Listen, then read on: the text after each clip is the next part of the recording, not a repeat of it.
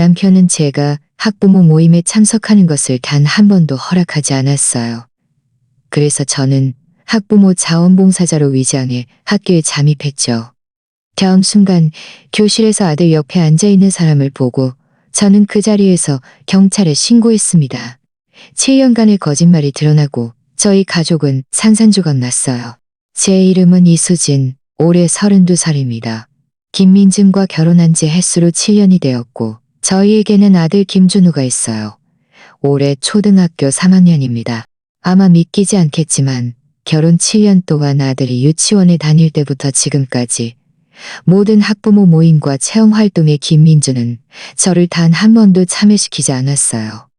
학교에서 공지사항이 나올 때마다 김민주는 저보다 먼저 받아 숨겼습니다.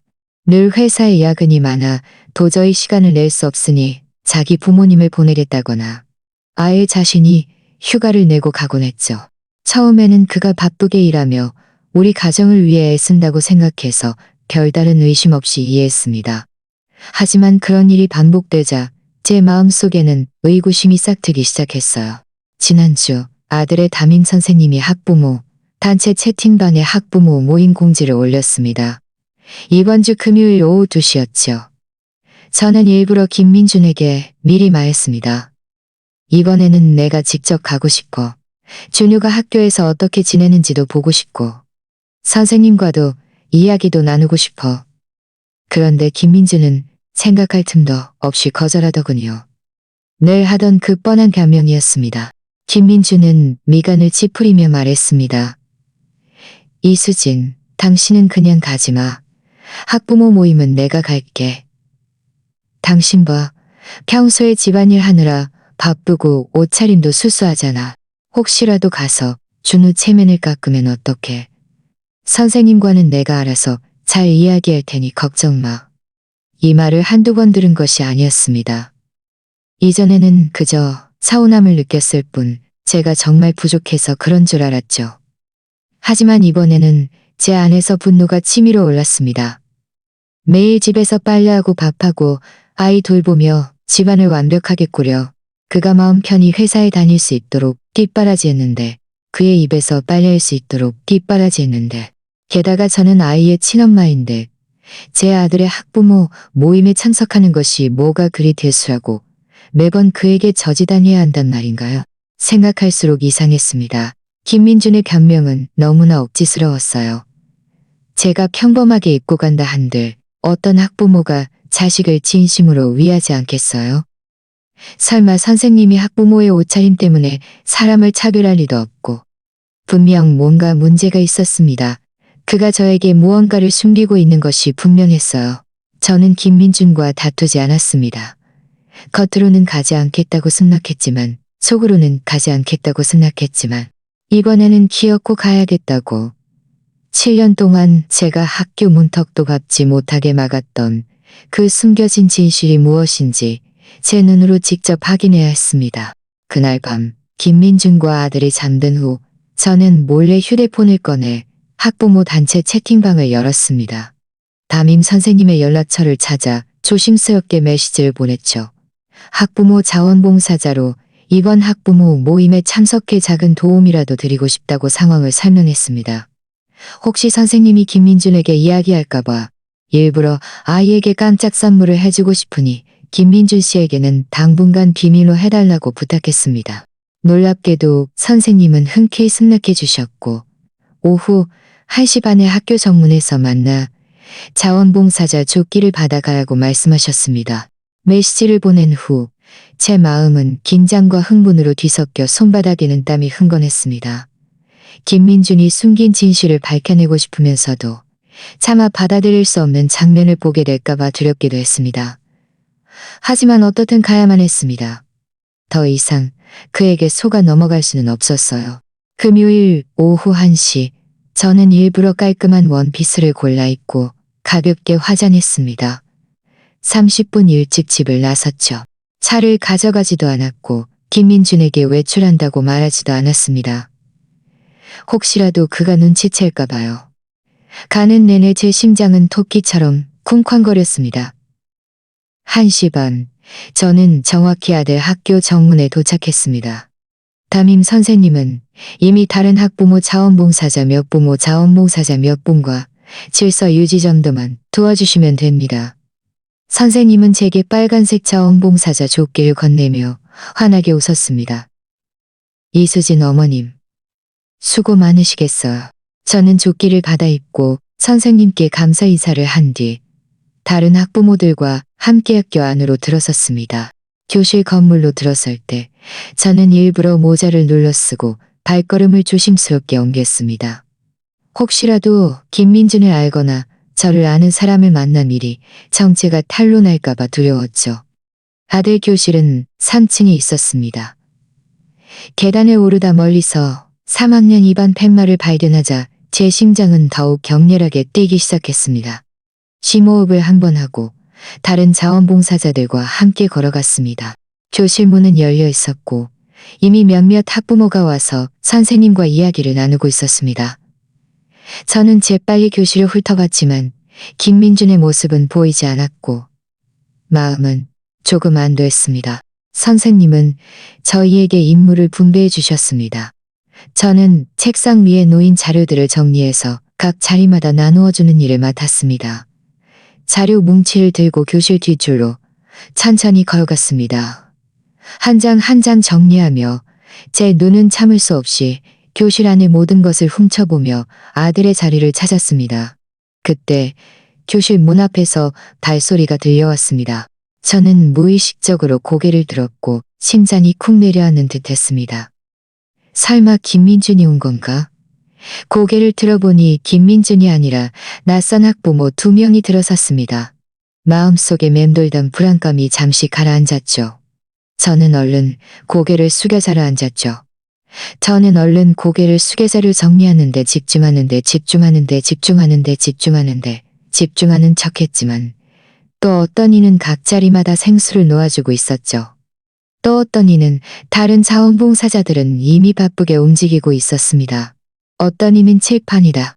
저도 손을 더 빨리 움직여 정리된 자료를 책상 오른쪽 위에 한 부씩 놓으며 다른 자원봉사자들과 다름없어 보이려 했었습니다. 자료를 놓으면서 저는 이 교실을 조용히 관찰했습니다. 교실은 그리 크지 않았고 앞뒤로 30개가 넘는 책상이 놓여 있었습니다. 벽에는 아이들의 손글씨와 칭찬 스티커가 붙어 있었고 맨 앞에는 교탁이, 칠판 옆에는 시간표가 걸려 있었습니다. 칭찬 스티커 게시판을 훑어보니 곧 아들 김준우의 이름을 찾을 수 있었습니다. 옆에는 칭찬 스티커가 5개 붙어 있었는데 아주 많지도 적지도 않은 준우가 학교에서 무난하게 지내고 있다는 의미 같았습니다. 저는 이름을 따라 시선을 옮기다 교실 가운데 통로 쪽에 놓인 김준우 이름표가 붙은 책상을 발견했습니다. 책상 안은 비교적 깔끔하게 정리되어 있었고 교과서 몇 권과 필통이 놓여 있었죠. 필통에는 아들이 가장 좋아하는 울트라맨 그림이 그려져 있었습니다. 그때 파란색 재킷을 입은 한 학부모가 다가와 말을 걸었습니다. 어머, 김준우 어머님이세요? 저는 준우 짝꿍 엄마 박선영이라고 합니다. 제 마음이 쿵 내려앉았습니다. 들킬까봐 얼른 웃으며 손사리를 쳤습니다. 아니에요, 아니에요, 아니에요, 아니에요. 저는 자원봉사자로 도와드리러 온 거예요. 준은 자원봉사자로 도와드리러 온 거예요. 준우 엄마가 오늘 좀 사정이 있어서 못 오셔서 제가 대신 아이 상황 좀 보러 왔어요. 박선영 씨는 아하 하고는 아버님은 학부모 모임에 자주 오시던데 매번 정말 열심히 들으시고 선생님께 이것저것 질문도 많이 하시더라고요. 그 말을 듣자 제 마음은 더욱 쓰라렸습니다. 김민주는 선생님과 다른 학부모들 앞에서 자신을 아이 교육에 관심 많은 좋은 아빠처럼 꾸미는 데 능숙했군요. 하지만 뒤로는 제가 아이 선생님 얼굴 한 번 보는 것도 허락하지 않았습니다. 저는 속에서 끓어오르는 감정을 억누르고 박선영 씨와 대충 몇 마디를 나눈 뒤 자료를 가지러 가야 한다는 핑계로 그를 피했습니다. 교실 뒷문 구석으로 가서 벽에 기대어 잠시 생각을 정리했습니다. 지난 몇 년간 김민준의 온갖 변명들이 머릿속을 맴돌았습니다. 아들이 유치원에 다닐 때 첫 가족 운동회, 그는 회사에 긴급 프로젝트가 있어 야근해야 한다며 자기 엄마를 보냈습니다. 그런데 나중에 그의 휴대폰에 씁니다. 그런데 나중에 그의 선 그날 그가 출근하지 않고 낚시를 가게 되었죠. 또 지난번 아들 생일, 학교에서 가족 베이킹 합죠. 하지만 그날 밤 그가 돌아왔을 때 몸에서는 술 냄새는커녕 희미한 향수 냄새가 났습니다. 제가 묻자 그는 고객이 여자라 실수로 묻은 것이라고 말했죠. 이제와 생각해보니 그 모든 변명들은 아마도 전부 거짓이었을 겁니다. 이수진 어머님, 이 의자들 벽 쪽으로 좀 옮겨주세요. 담임 선생님의 목소리가 제 생각을 끊었습니다. 저는 얼른 네 하고 대답하며 의자를 옮기는 것을 도왔습니다. 시계를 보니 이미 1시 50분, 학부모 모임 시작까지 10분밖에 남지 않았습니다. 학부모들이 점점 더 많이 들어오면서 교실은 점차 시끄러워졌습니다. 제 마음은 다시 긴장되기 시작했습니다. 김민준도 곧 도착할 테니 더 조심해야 했습니다. 그에게 긁혀서는 안 되죠. 의자를 다 옮기고 저는 맨 뒤쪽 구석에 서서 책상 위에 작동산이를 정리하는 척했습니다. 제 눈은 교실 문을 뚫어져야 무시했습니다. 한 사람 들어올 때마다 제 심장은 더욱 빨리 뛰었습니다.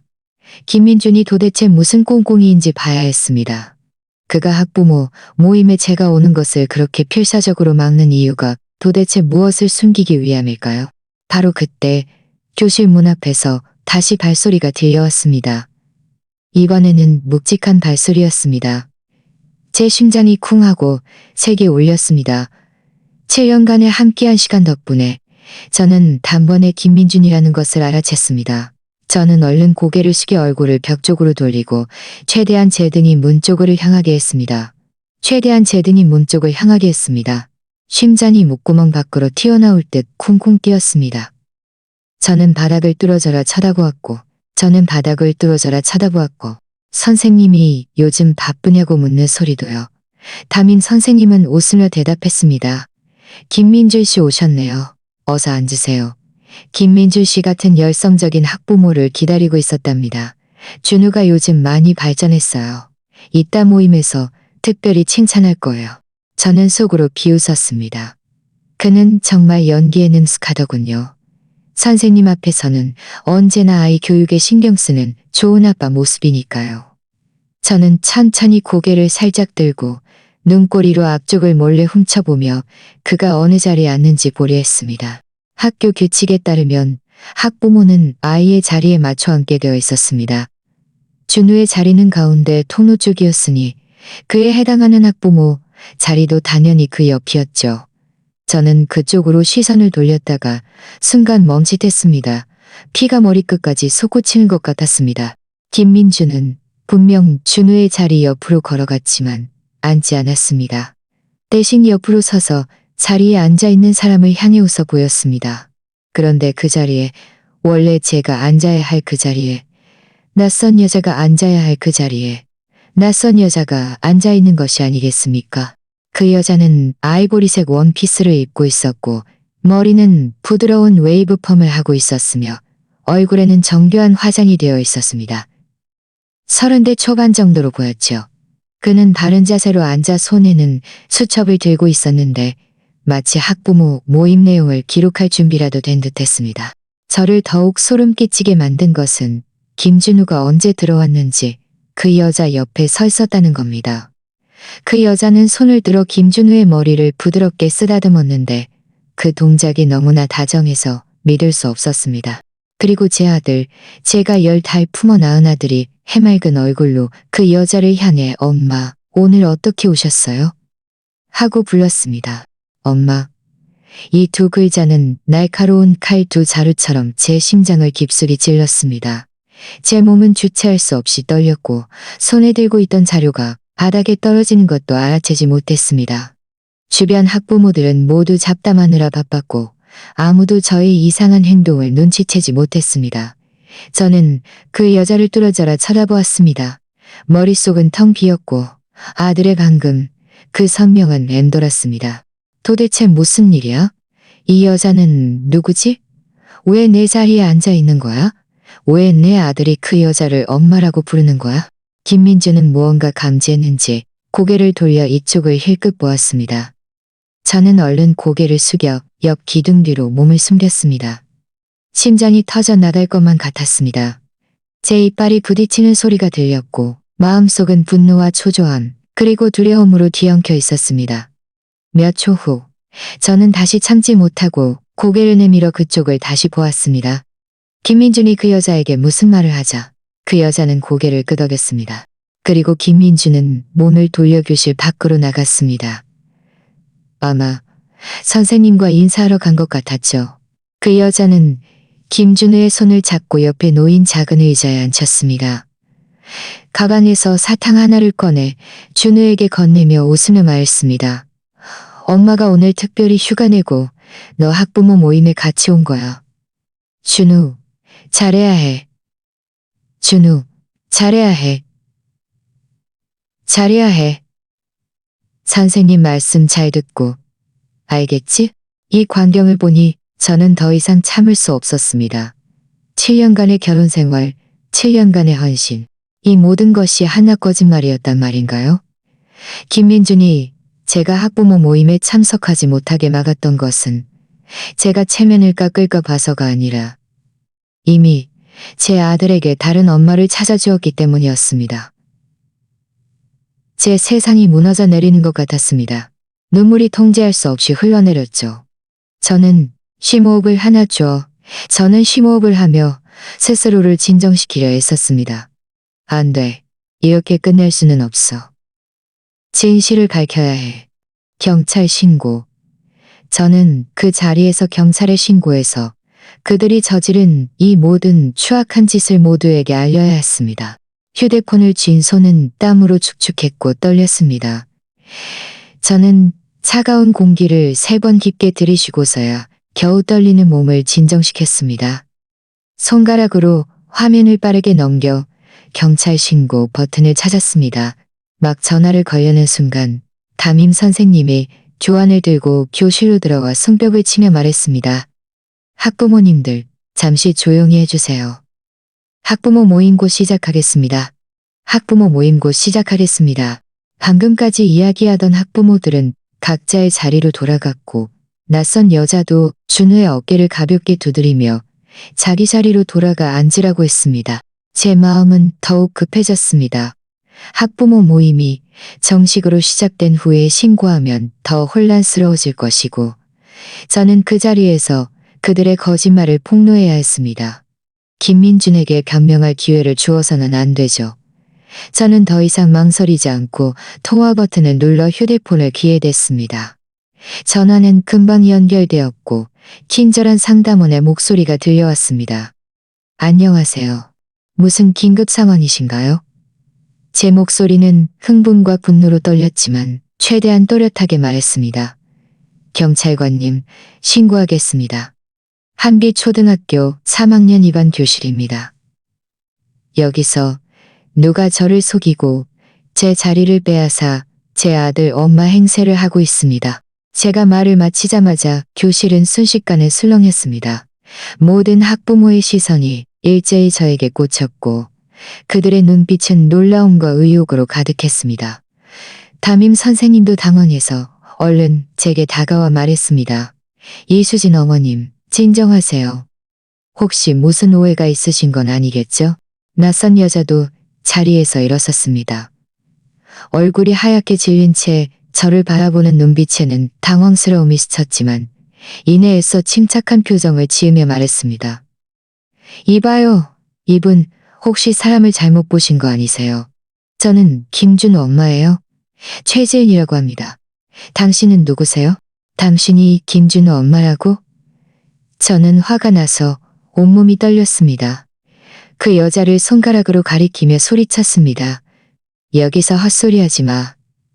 내가 김준우 친엄마 이수진이야. 결혼 7년 동안 내가 낳고 키웠어. 당신이 뭔데 여기서 엄마 행세를 해? 준우는 제 고함에 놀라 자리에서 벌떡 일어섰습니다. 낯선 눈빛으로 저를 보다가 최지은을 보며 작은 목소리로 말했습니다. 엄마, 이 사람은 누구예요?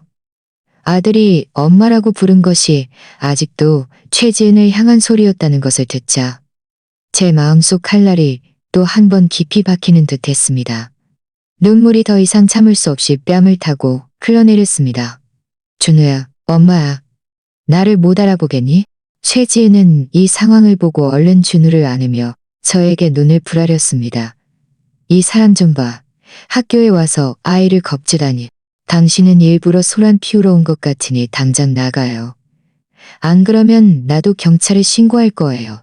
당신이 신고하겠다고? 저는 비웃으며 아직 통화 중인 휴대폰을 들어보였습니다. 수고할 필요 없어. 내가 이미 신고했으니까.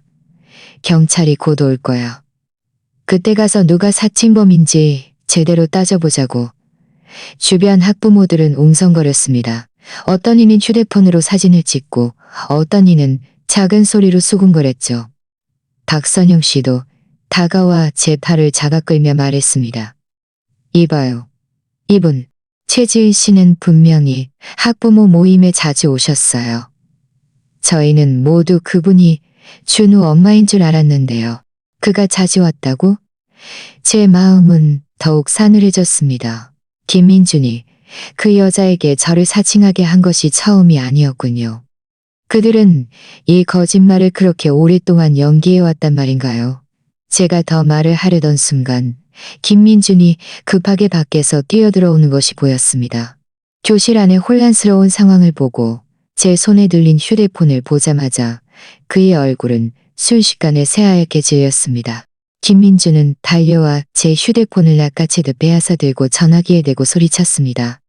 경찰관님, 아무 일도 아니에요. 오해입니다. 저희가 알아서 해결할 수 있습니다. 말을 마치자마자 그는 전화를 끊고 제 휴대폰을 한쪽으로 던져버렸습니다. 김민준. 저는 그에게 소리쳤습니다. 감히 내 전화를 끊어? 도대체 이게 무슨 일이야? 이 여자는 누구야? 왜 그에게 내 아들 엄마 행세를 시킨 거야? 오늘 당장 나에게 확실히 해명해. 김민주는 얼굴이 흑빛이 되어 제 팔을 잡아 끌며 교실 밖으로 힘껏 잡아당겼습니다. 목소리를 낮춰 말했죠. 이수진, 당신 미쳤어? 여기서 뭐 하는 짓이야? 창피하지도 않아? 무슨 일 있으면 집에 가서 이야기해. 집에 가서 이야기하자고? 저는 힘껏 그의 손을 뿌리치며 더 큰 소리로 외쳤습니다. 집에 안 가. 오늘 여기서 확실히 해명해. 당신이 내가 학부모 모임에 못 오게 한 게 이 여자 때문이지? 당신들 둘이 도대체 무슨 관계야? 7년이야. 당신은 나를 7년 동안 속였어. 김민주는 제 질문에 아무 말도 하지 못하고 얼굴만 붉어진 채 저를 꾸짖었습니다. 헛소리하지 말고 당장 나랑 가. 바로 그때 밖에서 경찰차 사이렌 소리가 들려왔습니다. 점점 가까워지더니 곧 학교 정문 앞에 멈춰 섰습니다. 사이렌 소리가 들리자마자 김민준의 몸은 확연히 굳어졌고 저를 잡고 있던 손도 느슨해졌습니다. 저는 그 틈을 타 두 걸음 뒤로 물러서서 그를 뚫어져라 쳐다보며 그가 어떻게 수습할지 지켜보았습니다. 교실 안의 학부모들은 더욱 흥분해서 창가로 몰려가 밖을 내다보았고 웅성거리는 창가로 몰려가 밖을 내다보았고 웅성거리는 어떻게 경찰까지 출동했어요. 김민주는 얼굴이 파랗게 질렸다가 하얗게 변하며 아무 말도 하지 못했습니다. 최지은도 방금 전의 당당함은 사라지고 준우를 아는 손이 떨리고 있었습니다. 저와 눈을 마주치지 못하고 시선을 피했죠. 곧 경찰 제복을 입은 경찰관 2명이 교실로 들어섰습니다. 선두에 선 경찰관이 교실을 한 바퀴 둘러보더니 낮은 목소리로 물었습니다. 방금 누가 신고하셨습니까? 저는 즉시 앞으로 한 걸음 나아가 김민준과 최지은을 가리키며 말했습니다. 경찰관님, 제가 신고했습니다. 저는 이 아이 김준우의 친엄마 이수진입니다. 이 여자는 최지은인데 제 신분을 사칭해서 학부모 모임에 왔고 제 아들이 그를 엄마라고 부르게 했습니다. 이 남자는 제 남편 김민준인데 저를 계속 속여서 학부모 모임에 못 오게 한 것이 바로 이 여자를 돕기 위함이었습니다. 선임 경찰관은 고개를 끄덕이더니 김민준을 향해 물었습니다. 그녀가 말하는 상황이 사실입니까? 이 최지은 씨와는 어떤 관계입니까? 김민준은 얼른 손사래를 치며 얼굴에 어색한 웃음을 지어 보였습니다. 경찰관님, 오해입니다. 전부 엄청난 오해예요. 저는 최지은 씨와 그저 평범한 친구 사이입니다. 오늘 그가 저를 좀 도와주러 온 거예요. 제 아내 이수진이 요즘 정서적으로 불안해서 좀 예민해져서 그래서 이렇게 된 겁니다. 평범한 친구가 도와줬다고? 저는 화가 나서 실수를 터뜨렸습니다. 김민준, 당신 나를 바보로 아는 거야? 평범한 친구가 당신 아들에게 엄마라고 부르게 해? 평범한 친구를 위해 7년 동안 내가 학부모 모임에 못 오게 막아? 최지은도 거들었습니다. 경찰관님, 정말 오해예요. 저는 김민준 씨와 오랜 동창입니다.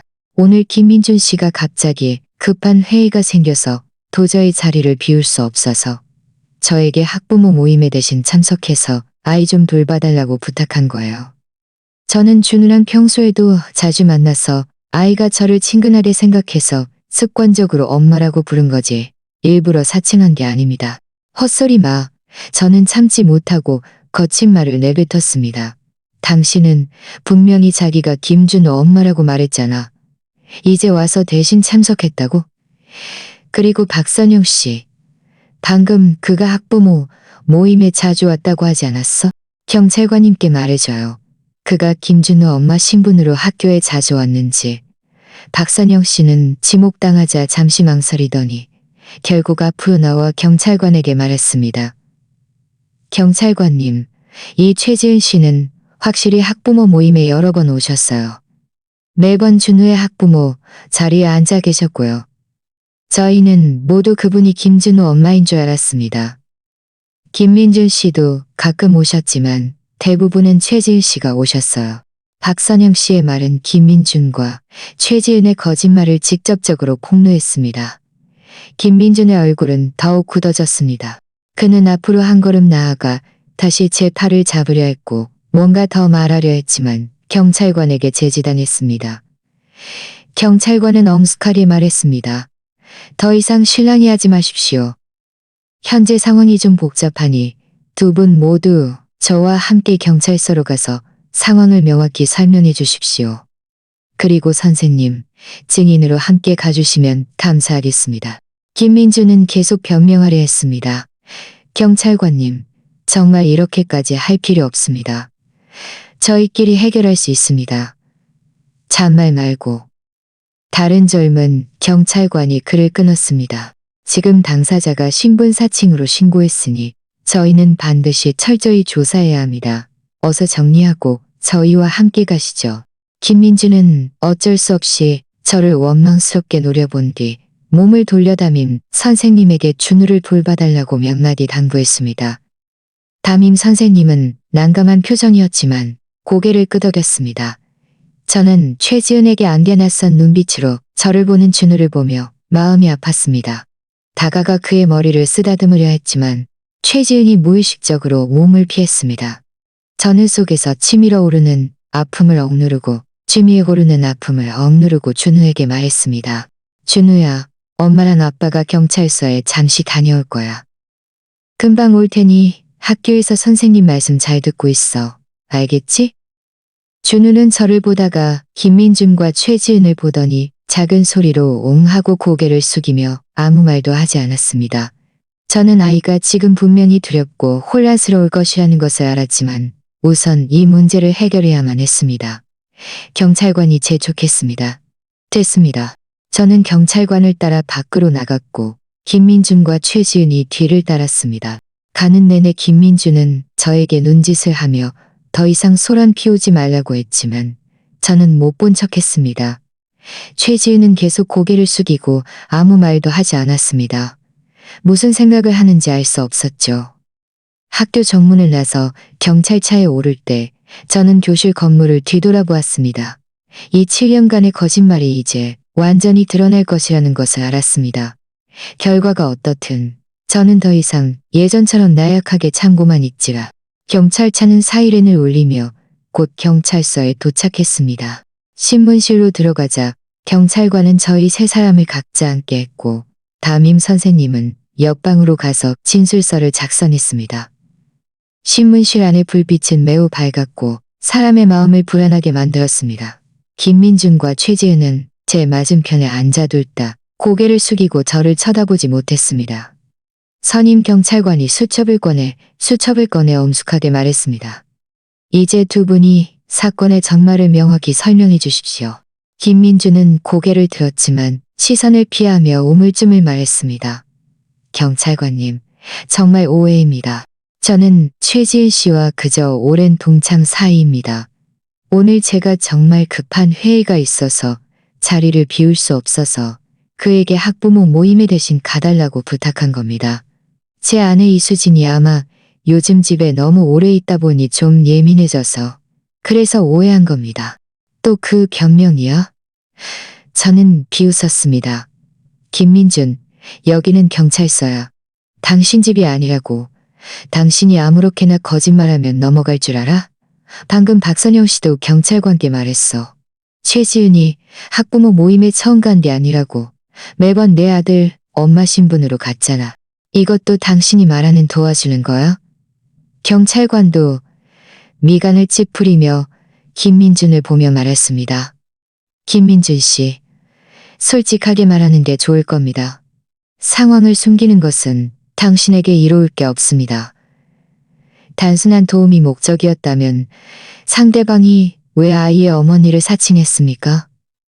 그것도 여러 번이나. 김민준은 질문에 말문이 막혔고 얼굴은 점점 더 어두워졌습니다.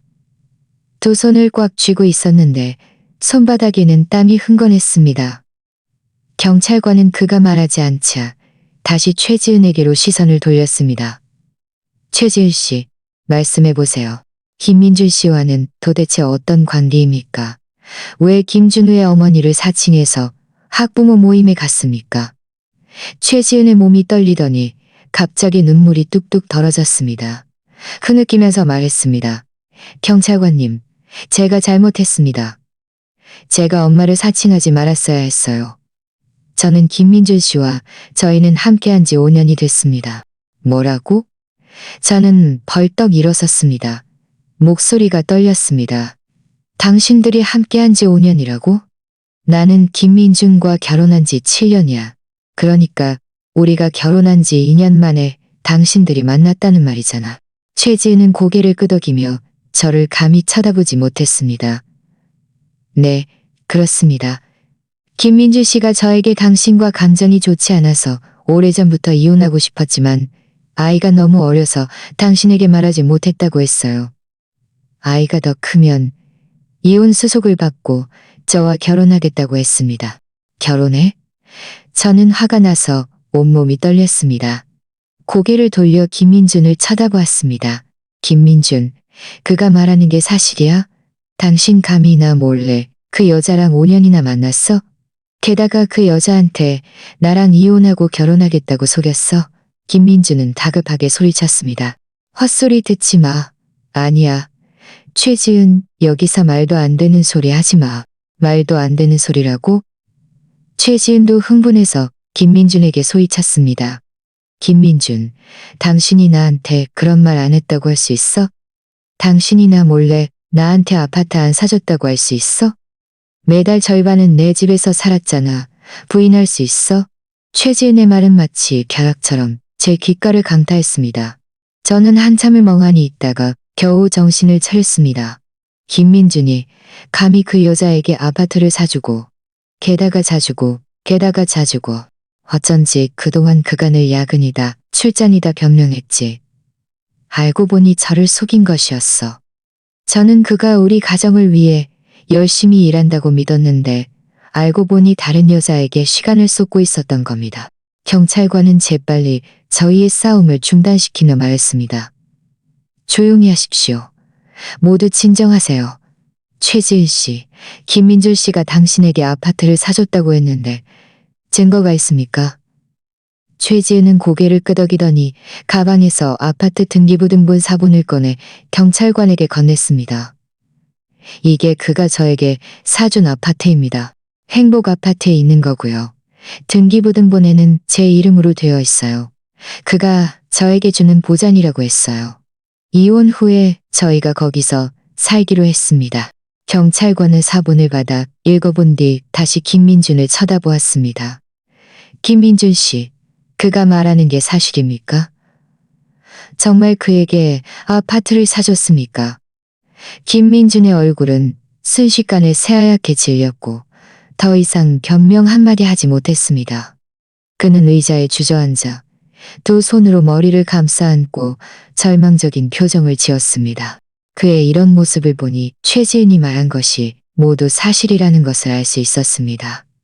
제 마음속의 서운함과 분노가 밀물처럼 밀려왔고 눈물이 걷잡을 수 없이 흘러내렸습니다.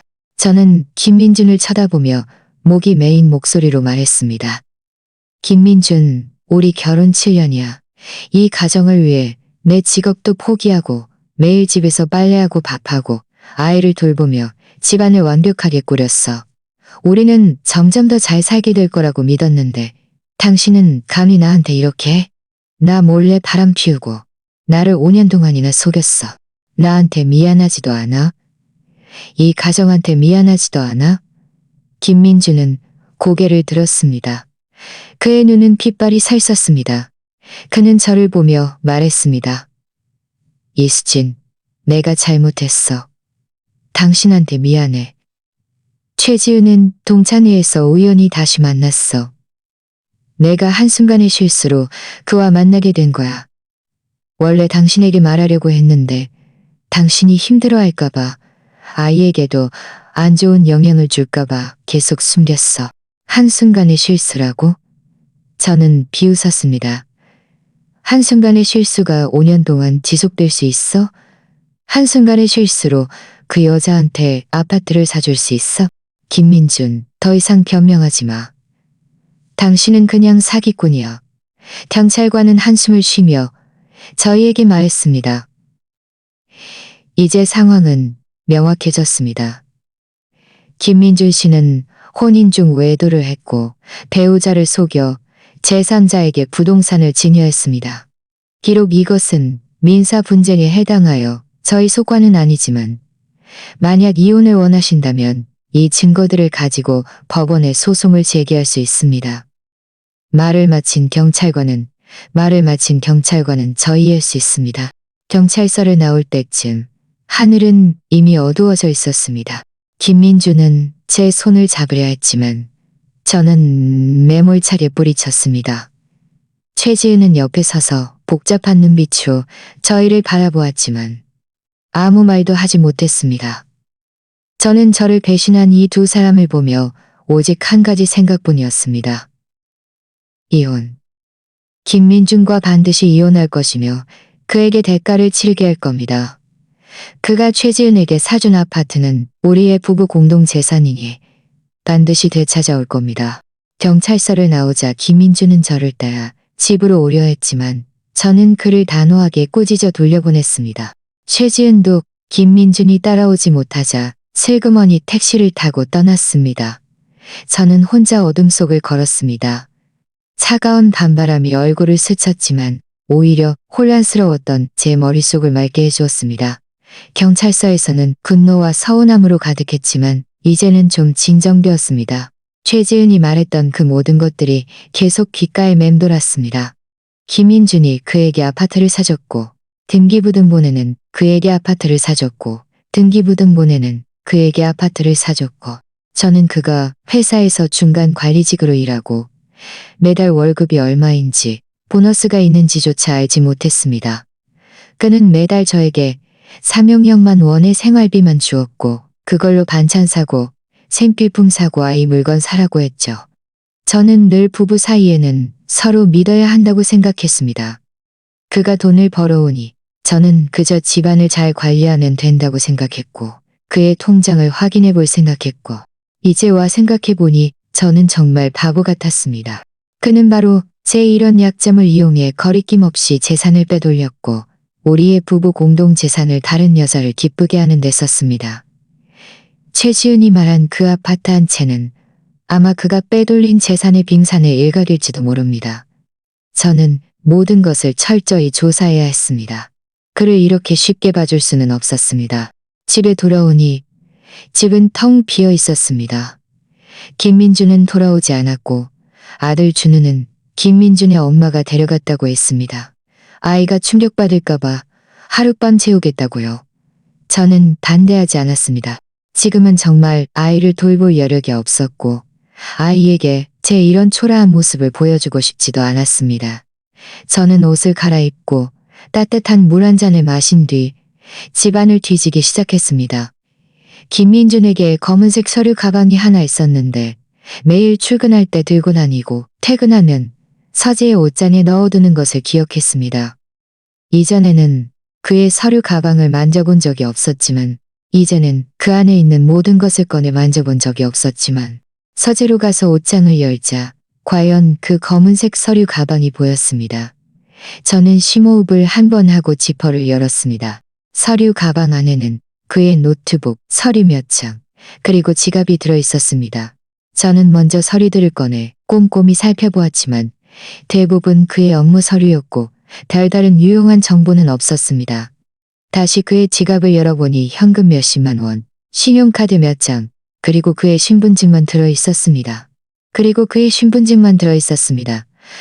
저는 신용카드들을 꺼내 카드 번호를 적었습니다. 이 카드들은 이전에도 본 적이 있지만 지갑을 다시 넣으려던 순간 지갑 안쪽 칸에 뭔가 있는 것 같았습니다.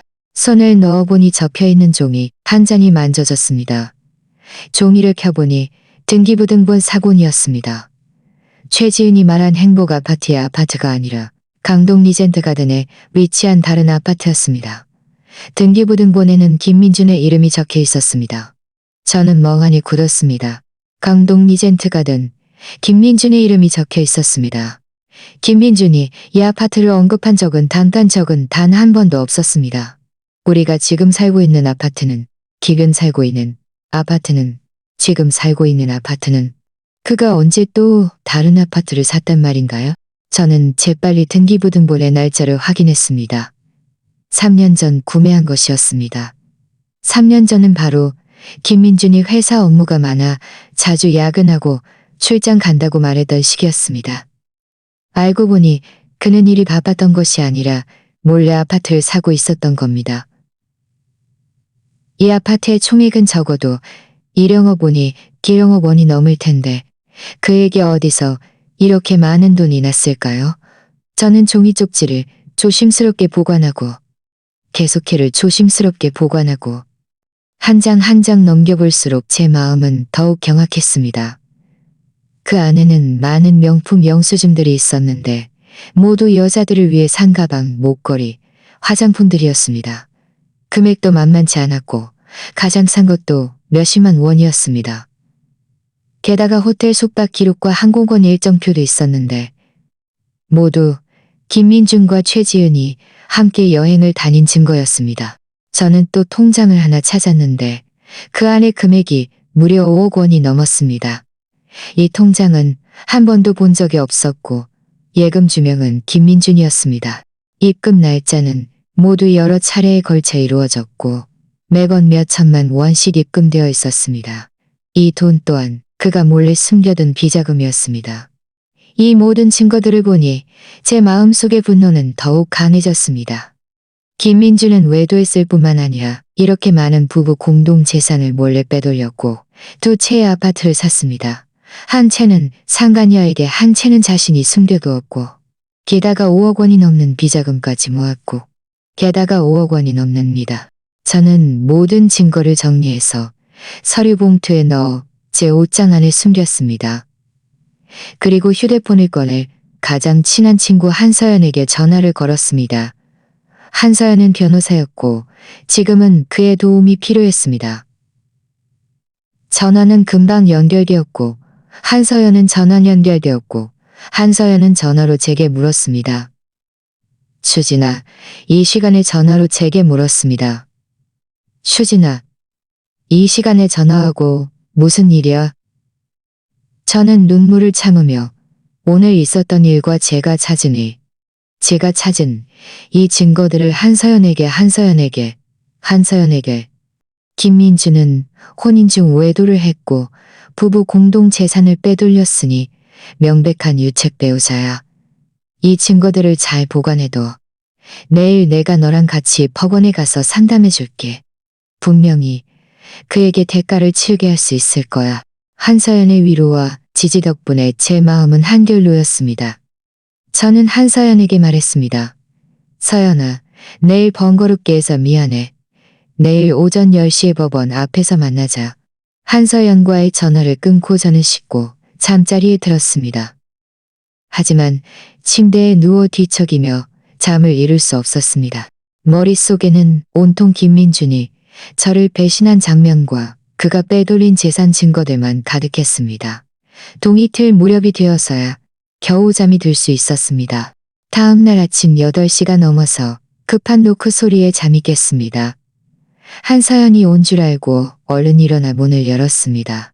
그런데 문을 열어보니 문 앞에 서 있는 사람은 다름 아닌 김민준의 엄마, 저의 시어머니 이영숙이었습니다. 이영숙은 얼굴이 흑빛이 되어 문으로 들어서자마자 가방을 소파에 던져놓고 두 손을 허리에 얹은 채 저에게 소리쳤습니다. 이수진, 이 망할 년, 너 어제 학교에서 난리 피웠다며? 김민준까지 경찰서에 끌고 갔다고? 너 우리 김씨, 집안 얼굴을 다 망가뜨릴 작정이야. 저는 원래 그가 어른이니 잘 설명해서 진실을 이야기하려 했습니다. 하지만 그는 처음부터 다짜고짜 저를 욕했고 제 안의 분노는 순식간에 치밀어 올랐습니다. 저는 차갑게 그를 보며 말했습니다. 어머니, 일단 소리 지르지 마세요. 어제 일은 제가 소란 피운 게 아니라 김민준 씨가 잘못한 겁니다. 저는 그저 정의를 찾으려 했을 뿐이에요. 이영숙은 비웃으며 제 앞으로 다가와 제 코를 가리키며 말했습니다. 민준이가 뭘 잘못해? 분명히 네가 쓸데없이 트집 잡는 거지. 내 아들은 힘들게 돈 벌어 가족을 먹여 살리는데 너는 집에서 편하게 지내면서도 만족 못하고 꼭 나가서 망신을 줘야겠어? 어제 학교 사람들이 우리 김씨 집안에 대해 뭐라고 했는지 알아? 우리 집에 미친 여자가 학부모 모임에서 난동 부리고 자기 남편을 경찰에 신고했다고 하잖아. 제가 쓸데없이 트집 잡는다고요? 저는 화가 나서 온몸이 떨렸습니다. 어머니, 김민준 씨가 밖에서 무슨 짓을 했는지 아세요? 그가 바람을 피웠어요. 최지은이라는 여자랑 5년 동안 만났다고요. 게다가 우리 부부 공동 재산을 그 여자에게 아파트 사주고 명품 사주는 데 썼어요. 자기 몰래 아파트 한 채 더 숨겨두고 5억이 넘는 비자금까지 만들었다고요.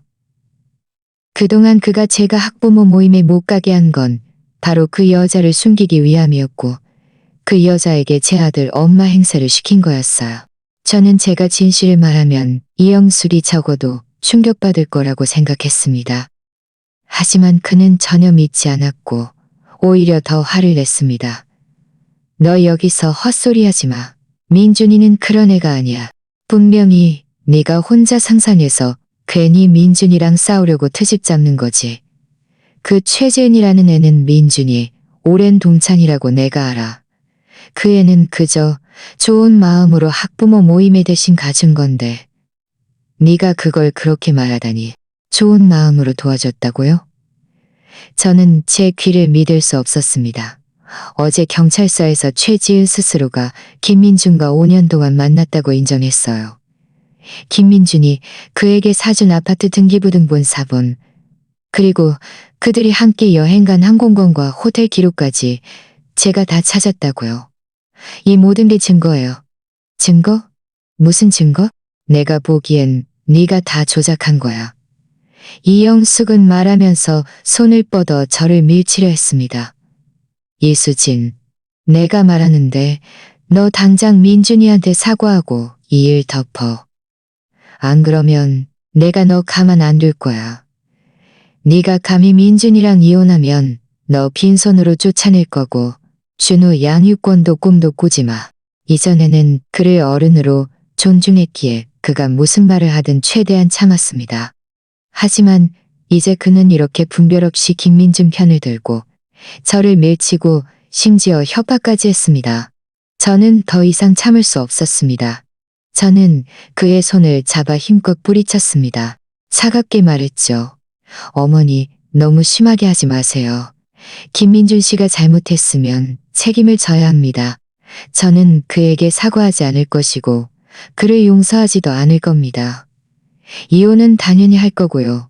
제 것은 단 한 푼도 양보하지 않을 겁니다. 준우는 제가 10달 품어 낳은 아이예요. 양육권도 끝까지 싸워 쟁취할 겁니다. 이영숙은 제가 밀치자 2걸음 뒤로 물러섰다가 다시 중심을 잡고 얼굴이 새빨개져 화를 냈습니다. 그는 소파에 놓인 가방을 집어 저에게 던지며 소리쳤습니다. 이 망할 뿌륜이여. 내가 오늘 너를 제대로 혼내줄 거야. 저는 그가 이렇게 나올 것을 미리 예상하고 휴대폰을 꺼내 녹음 기능을 켜고 동영상 촬영 버튼까지 눌렀습니다. 그가 던진 가방은 저를 맞히지 못하고 바닥에 떨어졌습니다. 저는 휴대폰을 들고 그를 향해 말했습니다. 어머니, 함부로 손대지 마세요. 어머니, 함부로 손대지 마세요. 저는 이미 촬영 중이에요. 오늘 어머니가 하신 말씀과 행동은 모두 증거가 될 겁니다. 만약 여기서 또 소란을 피우면 저는 경찰에 신고할 거예요. 이영숙은 제 손에 들린 휴대폰을 보고 순간 동작을 멈췄습니다. 그는 제가 이렇게 강경하게 나올 줄은, 게다가 촬영까지 할 줄은 예상하지 못했던 겁니다. 그는 몇 초 동안 멍하니 있다가 화가 나서 말을 퍼부었습니다. 네가 촬영하면 내가 무서워할 줄 알아. 내가 말하는데 민준이는 내 아들이야. 나는 당연히 그를 도울 거야. 네가 이혼하면 나는 매일 여기 와서 나를 키워서 너를 편안하게 살지 못하게 할 거야. 마음대로 해봐. 저는 조금도 두려워하지 않고 그를 바라보았습니다. 여기는 제 집이에요. 여기서 소란 피우면 저는 바로 경찰에 신고해서 어머니를 체포하게 할 거예요. 그때 가서 창피한 건 제가 아니라 어머니와 김민준 씨가 될 겁니다. 이영숙은 제 말에 말문이 막혔습니다. 그는 거기에 서서 화가 나서 부들부들 떨었습니다. 저를 보다가 바닥에 떨어진 가방을 보고 결국 더 이상 손대지 못했습니다. 그는 가방을 집어들고 저를 매섭게 노려보며 말했습니다. 두고 봐. 그리고는 문을 쾅 닫고 나갔습니다. 닫힌 문을 보며 저는 겨우 한숨을 쉬었습니다. 방금까지 억지로 지었던 침착함은 순식간에 사라졌고 눈물이 참을 수 없이 흘러내렸습니다. 김민준이 저를 배신했을 뿐만 아니라 그의 가족까지 잘못을 인정하지 않고 오히려 저를 괴롭힐 줄은 몰랐습니다. 하지만 저는 울어서는 안 된다는 것을 알았습니다. 울음은 아무것도 해결해 주지 못하죠. 저는 눈물을 닦고 방금 녹음한 음성과 영상을 잘 보관했습니다. 그리고 씻고 옷을 갈아입었습니다. 오늘은 판서영과 함께 법원에 상담하러 가야 했으니, 정신을 차려야 했으니, 짐을 챙기고 시계를 보니 이미 9시가 넘었습니다. 저는 가방을 들고 문을 잠근 뒤 법원 쪽으로 걸어갔습니다. 저와 한서연은 오전 내내 법원에서 상담을 받았습니다. 사건의 전말을 접수 담당 변호사에게 모두 설명했고 제가 수집한 증거들도 모두 변호사에게 보여드렸습니다. 변호사는 증거들을 검토한 후 김민준의 혼인 중 외도와 부부 공동재산 빼돌리기 행위가 명백한 유책 사유에 해당한다고 분명히 말해주었습니다. 제가 이혼인 중이다. 명백한 유책 사유에 해당한다고 분명히 말해주었습니다. 아이의 양육권에 대해서는 김민준이 유책 배우자이고 제가 줄곧 아이를 주로 돌봐온 쪽이기에 승소할 확률이 매우 높다고 했습니다. 변호사의 전문적인 의견을 들으니 제 마음은 더욱 든든해졌습니다. 법원에서 나온 후 한서연은 저와 함께 점심을 먹고 몇 마디 위로를 더 해준 뒤 각자 헤어졌습니다. 시계를 보니 이미 오후 1시가 넘었습니다. 아들 준우가 아직 시어머니 댁에 있을 것이라는 생각에 그를 데리러 가기로 했습니다. 택시를 타고 시어머니 댁에 도착했습니다. 문 앞까지 다가가자 안에서 김민준의 목소리가 들려왔습니다. 시어머니와 싸우는 듯 했는데 목소리가 매우 격앙되어 있었습니다. 저는 잠시 망설이다가 문을 두드렸습니다. 문을 연 사람은 시어머니 이영숙이었습니다. 그가 저를 보자마자 얼굴이 순간 굳어졌고 불쾌한 목소리로 말했습니다. 네가 여기 왜 왔어? 준우 데리러 왔어. 준우 데리러 왔어요. 저는 차갑게 말하며 더 이상 말다툼하지 않고 곧장 집 안으로 들어갔습니다. 김민준도 거실에 있었습니다. 제가 들어오는 것을 보자 그의 눈빛이 흔들렸고 일어나 저에게 말을 걸려 했지만 저는 그를 완전히 무시했습니다. 제가 들어오는 것을 보자 눈이 반짝이며 얼른 소파에서 뛰어내려 제게 달려와 작은 목소리로 말했습니다. 엄마, 아들의 낯선 모습에 제 마음이 찢어지는 듯 아팠습니다. 저는 쭈그려 앉아 그의 머리를 쓰다듬으며 다정하게 말했습니다. 준우야, 엄마가 너 데리러 왔어. 집에 갈까? 준우는 고개를 끄덕이더니 김민준과 시어머니를 몰래 쳐다보았습니다. 그리고 제 손을 잡고 작은 목소리로 말했습니다. 엄마, 미안해요. 그날 제가 일부러 엄마 화나게 하려던 게 아니었어요. 아들이 학부모 모임 날의 일을 말하는 것이라는 것이야. 저는 그를 품에 안고 부드럽게 말했습니다. 엄마는 준우를 나무라지 않아. 준우는 잘못한 거 없어. 아빠랑 엄마 사이에 문제가 생긴 거지. 너랑은 상관없어. 김민주는 옆에서 저희를 지켜보며 말을 끼어들려 했습니다. 이수진, 우리 이야기 좀 할 수 있을까? 이야기할 거 없어. 저는 준우를 안고 일어서서 차갑게 말했습니다. 법원 소원장이 도착하면 그때 가서 이야기할 게 많을 겁니다. 말을 마친 저는 준우를 안고 문으로 향했습니다. 시어머니는 뒤에서 소리쳤습니다. 이수진, 아이를 두고 가. 준우는 우리 김씨 집안 자식이야. 너랑 못 가.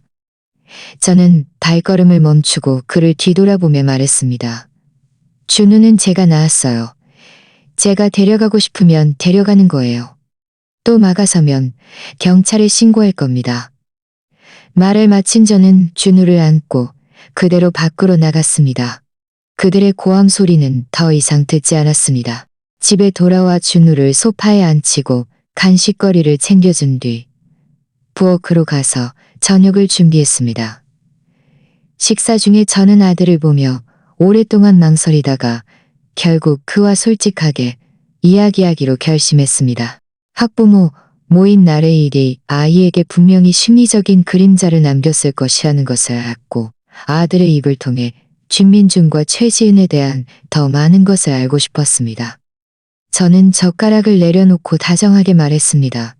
준우야, 엄마가 너한테 하나 물어볼 게 있는데 엄마한테 솔직하게 말해줄 수 있어? 준우는 고개를 끄덕였습니다. 입에는 아직 밥이 가득해서 옹얼거리며 말했습니다. 그날 학교에서 너랑 같이 있던 그 아주머니 왜 엄마라고 불렀어? 저는 최대한 제 목소리가 평온하게 들리도록 노력했습니다. 준우는 제 질문을 듣고 고개를 숙이며 작은 목소리로 말했습니다. 아빠가 그렇게 부르라고 했어요. 아빠가 그 아주머니는 자기 친한 친구라고 저보고 엄마라고 부르래요. 그리고 엄마한테는 말하면 안 된다고 했어요. 엄마가 화낼 거라고요. 제 심장이 쿵 내려앉았습니다. 김민준이 감히 아이에게 거짓말을 가르쳤단 말인가요? 저는 속에서 끓어오르는 분노를 억누르고 다시 물었습니다. 그럼 너는 분노를 억누르고 다시 물었습니다. 공원에도 가고 놀이공원에도 가고 장난감이랑 맛있는 것도 많이 사줬어요. 아빠가 이 모든 걸 엄마한테는 말하면 안 된다고 했어요. 이 말을 들으니 제 마음은 더욱 아팠습니다. 김민주는 저를 배신했을 뿐만 아니라 아이 앞에서 이런 잘못된 가치관을 심어주었고 아이에게 자신을 숨기도록 시켰습니다. 저는 아들의 머리를 쓰다듬으며 말했습니다. 준우야, 앞으로 아빠가 또 이런 일을 시키면 아빠 말 듣지 마. 알겠지? 저는 아들을 보다가 문득 한 가지 생각이 떠올랐습니다. 얼마 전 아들이 감기에 걸려 열이 나서 병원에서 피검사를 했을 때 제가 우연히 그의 혈액형이 AB형이라는 것을 보았습니다. 그때는 별로 신경 쓰지 않았는데 이제와 생각해보니 저는 O형이고 김민주는 A형입니다. 얼른 준우에게 물었습니다. 얼른 준우에게 우리 아이는 절대 AB형일 수가 없는데. 이 생각이 떠오르자마자 제 온몸에 피가 없는데 준우야, 너 지난번에 병원에서 피 검사했을 때 의사 선생님이 네 혈액형이 AB형이라고 했어. 준우는 잠시 생각하더니 고개를 끄덕이며 말했습니다. 네, 엄마. 의사 선생님이 그렇게 말했어요. 왜요? 저는 더 이상 참을 수 없었습니다. 몸이 주체할 수 없이 떨렸습니다. 저는 애써 침착한 척하며 아들의 머리를 쓰다듬었습니다. 아무것도 아니야. 엄마가 그냥 물어본 거야. 얼른 밥 먹어. 다 먹으면 엄마가 놀러 데려갈게. 준우는 고개를 숙이고 계속 밥을 먹었지만 저는 더 이상 밥을 먹을 수 없었습니다. 머릿속에는 온통 혈액형에 대한 생각뿐이었습니다. 설마 준우가 나와 김민준의 아이가 아니란 말인가? 이 생각은 저를 오싹하게 만들었습니다. 만약 준우가 제 아이가 아니라면 누구의 아이란 말인가? 김민준은 왜 저를 속인 거지? 생각할수록 두려워졌고 생각할수록 분노가 치밀어 올랐습니다. 김민주는 외도하고 재산을 빼돌렸을 뿐만 아니라 아이 문제에 있어서도 저를 속였단 말인가. 그날 밤은 거의 밤샘이나 다름없었습니다. 준우가 잠든 후 저는 거실 소파에 앉아 천장을 멍하니 바라보았습니다. 머릿속에는 온통 혈액형에 대한 생각뿐이었습니다. 심지어 저와 김민준의 건강검진 보고서를 찾아 다시 혈액형을 확인했습니다. 저는 분명 O형이고 김민주는 B형이었습니다. 저는 인주는 A형이었습니다. O형이고 김민주는 A형이었습니다. 저는 인주는 A형이었습니다. 모든 자료는 O형과 A형 법칙을 찾아보았습니다. 한편으로는 제가 준우의 혈액형을 잘못 기억했거나 의사가 잘못 진단했을 수도 있다고 스스로를 다독였지만 마음속의 불안감은 점점 더 강해졌습니다. 도미틀 무렵 저는 일어났습니다. 준우에게 아침밥을 차려주고 그가 다 먹는 것을 지켜본 뒤 다정하게 말했습니다. 준우야, 엄마가 오늘 너 데리고 어디 좀 갈 거야. 간단한 검사인데 금방 끝날 거야. 괜찮지? 준우는 큰 눈을 깜빡이며 물었습니다. 엄마, 병원 가는 거예요? 아니, 아픈 거 아니고 그냥 평범한 검사야. 네 몸이 튼튼한지 보는 거지. 저는 그의 머리를 쓰다듬으며 속에서 치밀어 오르는 아픔을 참았습니다.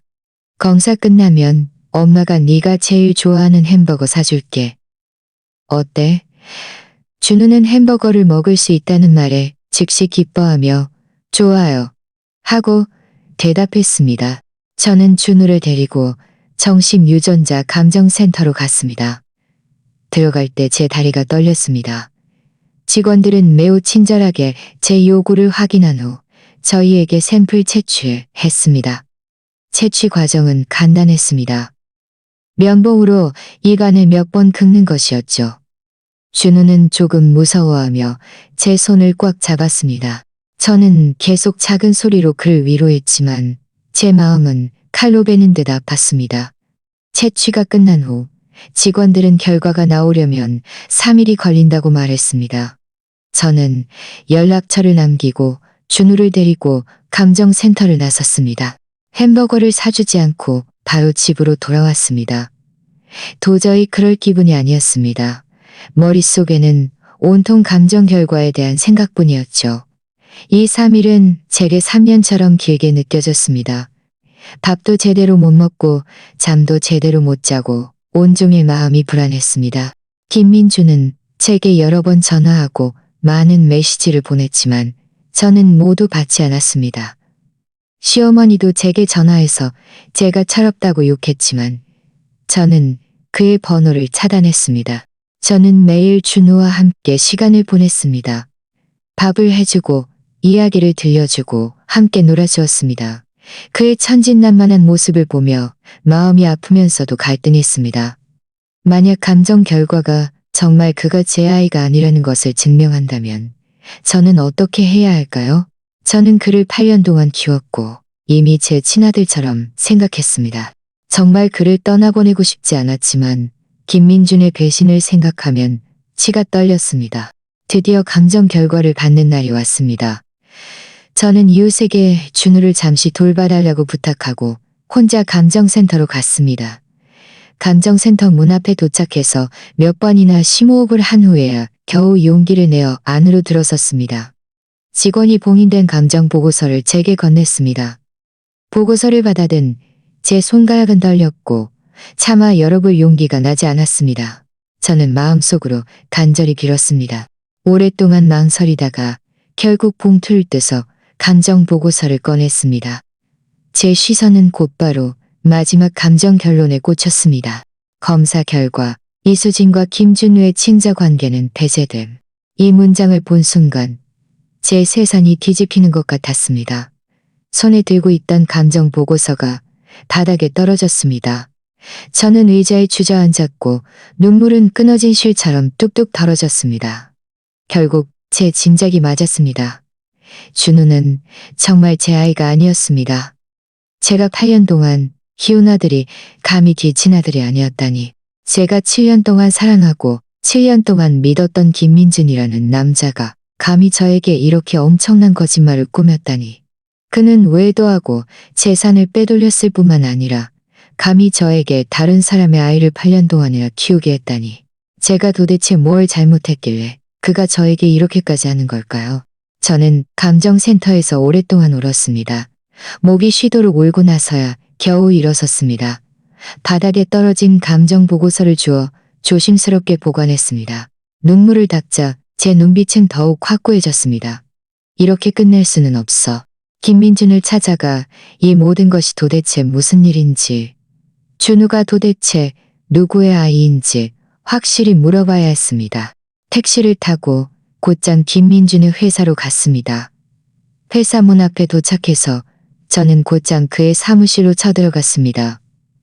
김민준은 마침 고객과 상담 중이었는데 제가 들어오는 것을 보자마자 얼굴색이 변했습니다. 그는 얼른 고객에게 사과하고 고객을 보냈습니다. 고객이 나가자 김민준은 미간을 찌푸리며 말했습니다. 이수진, 당신 여기 왜 왔어? 여기서 소란 피우지 말아줄래? 저는 비웃으며 감정 보고서를 그의 앞에 던졌습니다. 김민준, 직접 봐. 준우는 내 아이가 아니고 당신 아이가 아니지? 솔직히 말해봐. 그 애는 도대체 누구의 아이야? 왜 나를 속여서 그 애를 8년 동안 키우게 했어? 김민준은 감정 보고서를 보자마자 얼굴이 새하얗게 질렸고 몸이 주체할 수 없이 떨렸습니다. 그는 감정 보고서를 들고 이리저리 뒤적이며 중얼거렸습니다. 말도 안 돼. 이럴 리가 없어. 말도 안 된다고? 저는 그에게 소리쳤습니다. 감정 보고서가 여기 있잖아. 백지 위에 검은 글씨로 또렷하게 쓰여 있어. 확실히 말해봐. 도대체 무슨 일이야? 김민준은 제가 몰아붙이자 결국 무너졌습니다. 그는 의자에 주저앉아 두 손으로 머리를 감싸 안고 울면서 말했습니다. 내가 잘못했어. 이수진. 당신한테 미안해. 최지은이 아이를 낳을 수 없는데 아이를 너무 갖고 싶어 했어. 우리가 만나기 시작한 후 그가 계속 아이 문제로 나를 괴롭혔어. 내가 한순간의 실수로 그냥 낯선 여자를 찾아서 아이를 낳게 했어. 이 말을 듣자 제 온몸이 얼어붙는 듯 했습니다. 알고 보니 이 모든 것이 김민준과 최지은이 계획한 거짓말이었단 말인가. 그들은 저를 배신했을 뿐만 아니라 다른 사람의 아이를 제게 떠넘겨 제가 8년 동안이나 바보처럼 키우게 했다니. 제 분노는 극에 달했습니다. 저는 김민준을 쳐다보며 한마디 또렷하게 말했습니다. 김민준, 두고 봐. 나는 당신과 최지은을 절대 용서하지 않을 거야. 당신들이 내게 진 빚 1000배만배로 갚게 해줄게. 김민준의 회사에서 나왔을 때 밖은 태양이 뜨겁게 내리쬐어 피부가 따끔거렸습니다. 하지만 제 마음은 한없이 차가웠습니다. 김민준의 말은 날카로운 칼처럼 제 심장을 계속 찔렀습니다. 저는 거리를 걸으며 오직 한 가지 생각뿐이었습니다. 전면 전, 저 개같은 남녀에게 마땅한 대가를 치르게 할 겁니다. 저는 먼저 택시를 타고 집으로 돌아왔습니다. 이웃이 이미 준우를 데려다 주었습니다. 준우는 저를 보자마자 달려와 제 손을 잡고 작은 목소리로 물었습니다. 엄마, 어디 갔다 오셨어요? 그의 순진한 눈빛을 보니 제 마음이 찢어지는 듯 아팠습니다. 쭈그려 앉아 그를 꼭 안았습니다. 그는 죄가 없었습니다. 잘못한 것은 김민준과 최지은이었죠. 저는 그들에 대한 징후를 아이에게 돌려서는 안 됐습니다. 저는 다정하게 말했습니다. 준우야, 착하지. 엄마가 볼일 좀 보고 왔어. 너는 일단 불룩 놀이하고 있어. 엄마 전화 좀 하고 올게. 준우를 안심시킨 후 저는 즉시 한사연에게 전화를 걸어 김민준이 인정한 모든 것을 이야기해 주었습니다. 한사연은 듣고 나서 분개하며 이 두 사람은 인간만도 못하다고 욕했습니다. 수진아, 흥분하지 마. 지금 가장 중요한 건 완벽한 증거를 수집해서 한 번에 그들을 무너뜨리는 거야. 네가 전에 찾았던 재산 증거, 외도 증거, 그리고 이 친자 확인 보고서, 그리고 김민준 회사에서 너랑 김민준이 대화한 녹음까지 모두 정리해도 내일 내가 너랑 같이 법원에 소장을 제출할게. 전화를 끊고 저는 즉시 증거 정리를 시작했습니다. 전에 찾았던 등기부등본 사본, 통장, 명품 영수증, 호텔 및 항공권 일정표를 모두 꺼냈습니다. 그리고 휴대폰에 있는 김민준과의 대화 녹음, 시어머니와의 다툼 영상 및 녹음을 모두 백업해서 하나의 완벽한 파일로 만들었습니다. 저는 일부러 김민준에게 메시지를 보내 아이의 혈통과 재산 빼돌리기에 대한 이야기를 다시 꺼내도록 유도했습니다. 그는 아마 당황했던지 정말 메시지에서 이 모든 것을 인정했습니다. 이 채팅 기록 또한 증거가 되었습니다. 다음 날 아침 일찍 저는 준우를 믿을 수 있는 이웃에게 맡기고 한서연과 함께 법원으로 갔습니다. 한서연은 이미 제 소장을 작성해 두었습니다. 소장에는 김민준이 혼인 중 외도, 악의적인 부부 공동 재산 빼돌리기, 그리고 원고를 속여친 자가 아닌 자녀를 8년 동안 양육하게 한 사실을 명시했습니다. 법원의 원고와 김민준의 이혼을 판결하고 부부 공동 재산을 법적으로 분할하며 김민준에게 원고의 8년 양육비와 정신적 손해배상금을 지불할 것을 요구했습니다. 동시에 김민준과 최지은의 공동 책임을 추궁할 것도 명시했습니다.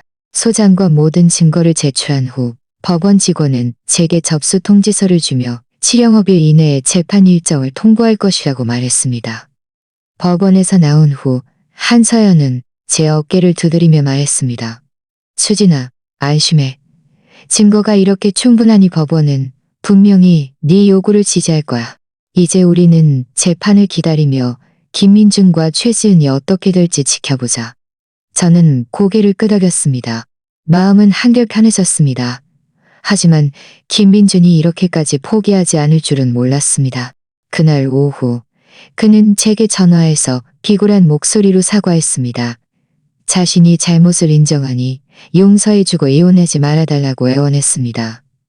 그는 최지은과 관계를 끊고 빼돌린 재산을 모두 되찾아와 앞으로 저와 준우를 위해 잘 살며 속죄하겠다고도 말했습니다. 저는 비웃으며 말했습니다. 김민준, 이제 와서 그런 말을 하는 게 무슨 소용이야. 당신이 나를 속일 때는 오늘 같은 날이 올 거라고 생각하지 않았어? 우리 사이는 이미 끝났어. 당신은 그저 법원의 판결을 기다려. 말을 마친 저는 전화를 끊고 그의 번호도 차단했습니다. 얼마 지나지 않아 최지은도 제게 전화했습니다. 그는 전화로 울면서 자신도 김민준에게 속았다고 말했습니다. 김민준이 다른 사람의 아이를 제게 키우게 할 줄은 몰랐고 준우가 김민준과 다른 여자 사이의 아이인 줄 알았는데 자신이 잠시 돌봐주는 줄 알았다고 했습니다. 그는 이미 김민준과 관계를 끊었으니 자신을 엮지 말아달라고 애원했습니다. 당신이 그에게 속았다고? 저는 실소를 금할 수 없었습니다. 최지은, 당신은 그와 5년 동안 만났고 그가 당신에게 아파트를 사주고 명품을 사줬잖아. 그런데 이제 와서 당신이 그에게 속았다고 말하면 내가 믿을 줄 알아? 처음에 당신들이 이 사기극을 함께 꾸밀 때는 오늘 같은 날이 올 거라고 생각하지 않았어? 걱정 마.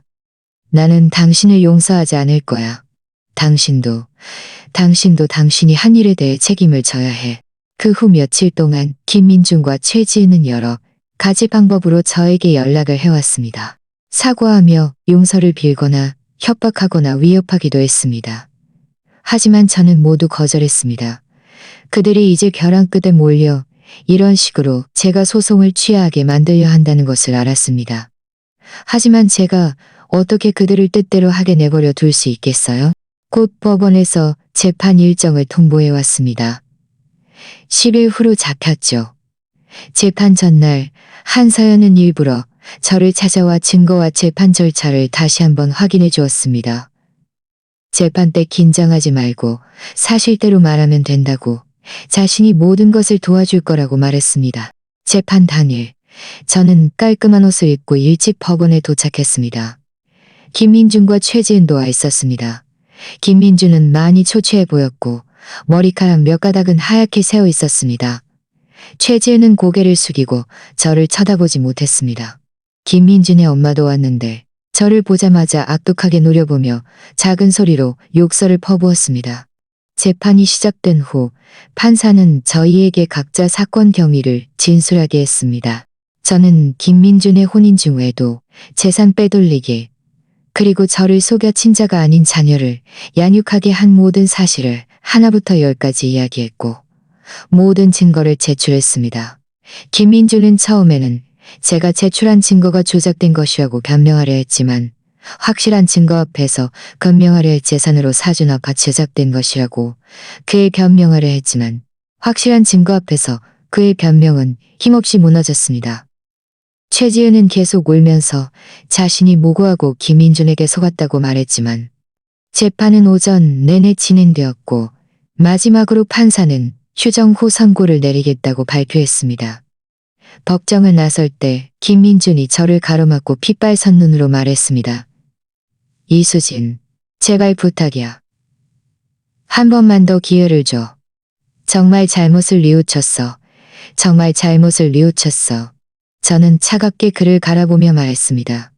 당민준, 더 이상 헛수고하지 마. 당신이 저지른 일에 책임을 져야 해. 우리 사이는 이미 끝났어.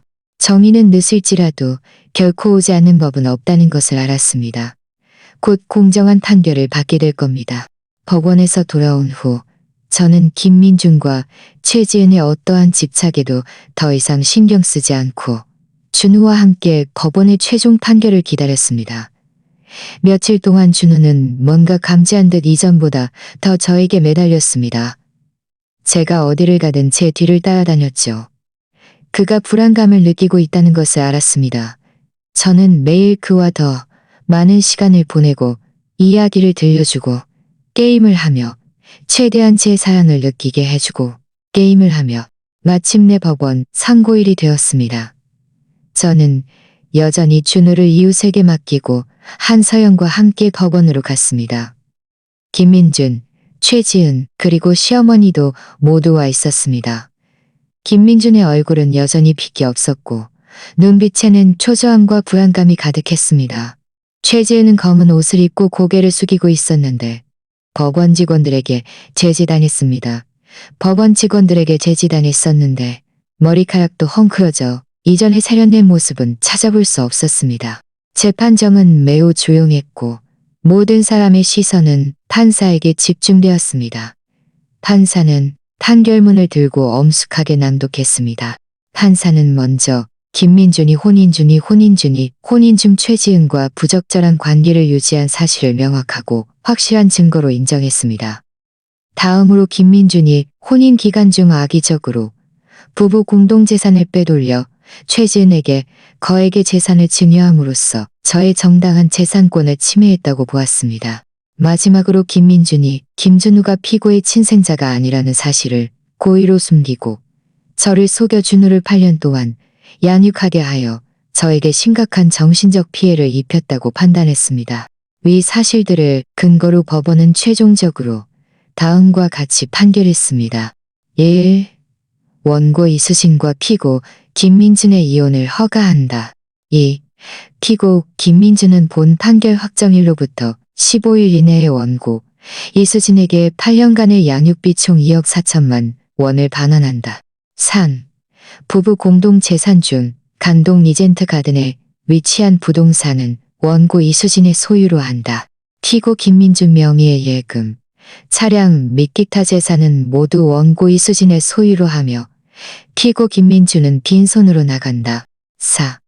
피고 김민준은 본 판결 확정일로부터 15일 이내에 원고 이수진에게 정신적 손해배상금 1억 원을 지급한다.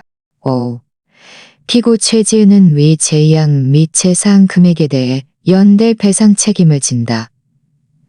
동시에 김민준이 그에게 증여한 부동산 및 기타 재물을 반환해야 하며 해당 재물은 원고 이수진의 소유로 한다. 이 판결을 듣자 저는 감격의 눈물을 흘렸습니다. 정의가 드디어 찾아온 겁니다. 저는 고개를 돌려 김민준과 최지은을 바라보았습니다. 그들 두 사람은 얼굴이 새하얗게 질린 채 의자에 주저앉아 있었고 제 귀를 믿을 수 없다는 표정이었습니다. 김민준은 벌떡 일어나 판사에게 소리쳤습니다. 불공평합니다. 이 판결은 불공평합니다. 불공평합니다. 판사는 불공평합니다. 저는 승복할 수 없습니다. 판사는 차갑게 그를 보며 말했습니다. 판사는 차갑게 그를 보며 말을 마친 판사는 개정을 가고 증거가 확실하며 법률이 정확하고 김민준은 계속 항변하려 했지만 법원 직원들에게 끌려나갔습니다. 시어머니는 그 모습을 보고 따라 울부짖었습니다. 내 아들아, 이젠 살 수가 없어. 이수진, 이 재수 없는 년, 네가 내 아들을 망쳐놨어. 저는 그의 울부짖음을 무시하고 한서연과 함께 법원을 나섰습니다. 법원 문을 나서자 햇살이 제 몸에 쏟아져 내렸습니다. 따뜻하고 밝았습니다. 한서연은 흥분해서 저를 안으며 말했습니다. 수진아, 이겼어. 우리가 이겼어. 이 판결 정말 공정해. 저는 고개를 끄덕였습니다. 눈물이 걷잡을 수 없이 흘러내렸습니다. 이번에는 감격의 눈물이었고 해방의 눈물이었습니다. 그 후 김민준은 과연 항소를 제기했지만 새로운 증거는 전혀 없었습니다.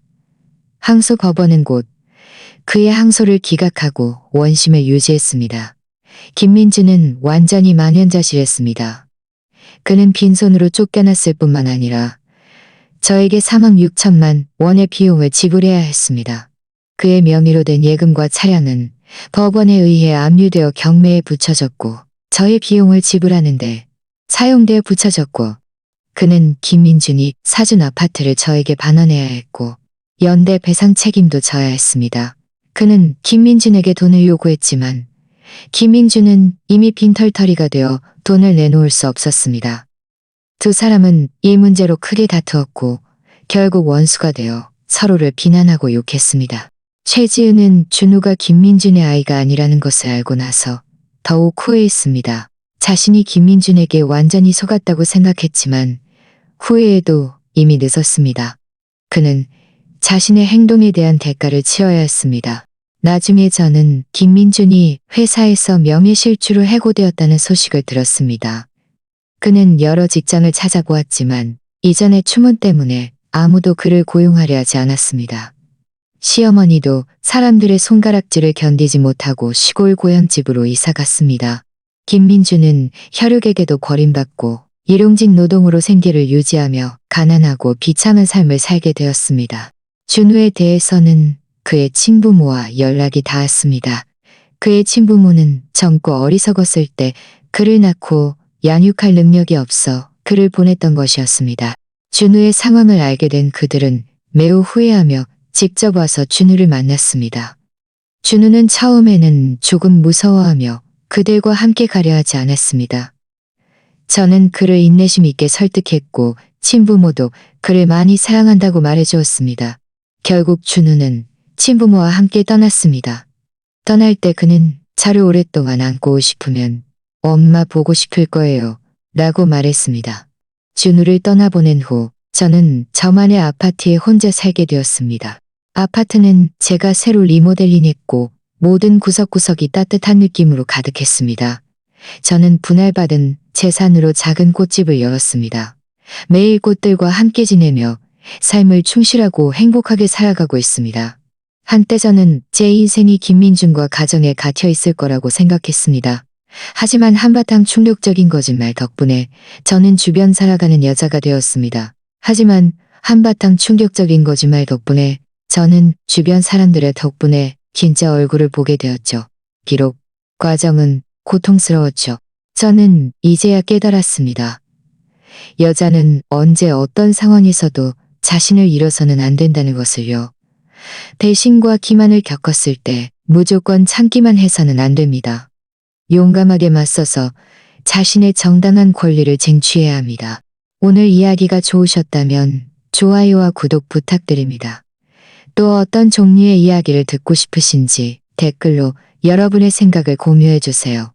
계속해서 좋은 이야기 들려드리겠습니다.